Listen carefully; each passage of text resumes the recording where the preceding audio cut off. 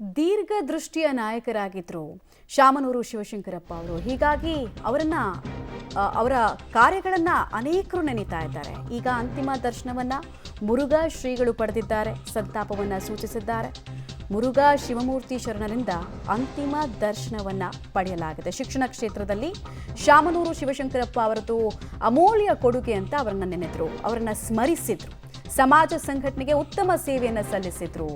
ಕುಟುಂಬಸ್ಥರಿಗೆ ದುಃಖ ಭರಿಸುವಂತಹ ಶಕ್ತಿ ದೇವರು ಕರುಣಿಸಲಿ ಅಂತ ಅಂತಿಮ ದರ್ಶನದ ಬಳಿಕ ಮುರುಘಾ ಶ್ರೀಗಳು ಹೇಳಿಕೆ ಕೊಟ್ಟರು. ಶಿವಶಂಕರಪ್ಪನವರು ಈ ನಾಡು ಕಂಡಂತಹ ಮಹಾನ್ ಶಿಕ್ಷಣ ಪ್ರೇಮಿಯಾಗಿದ್ದರು.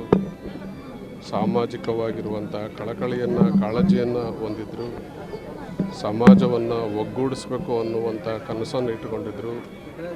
ಇಂತಹ ಒಬ್ಬ ಮಹಾಚೇತನ ಲಿಂಗೈಕ್ಯರಾಗಿರ್ತಕ್ಕಂಥದ್ದು ನಮ್ಮೆಲ್ಲರಿಗೂ ಅತೀವ ದುಃಖವನ್ನು ತಂದಿದೆ, ಶೋಕವನ್ನು ತಂದಿದೆ. ಈ ಸಂದರ್ಭದಲ್ಲಿ ಅವರ ಪರಿವಾರದವರಿಗೆಲ್ಲ ಬಸವೇಶ ಮುರುಗೇಶ ದುಃಖವನ್ನು ಸಹಿಸಿಕೊಳ್ಳುವಂಥ ಶಕ್ತಿಯನ್ನು ಕೊಡಲಿ ಅಂತ ಈ ಸಂದರ್ಭದಲ್ಲಿ ನಾವು ಹಾರೈಸ್ತೀವಿ.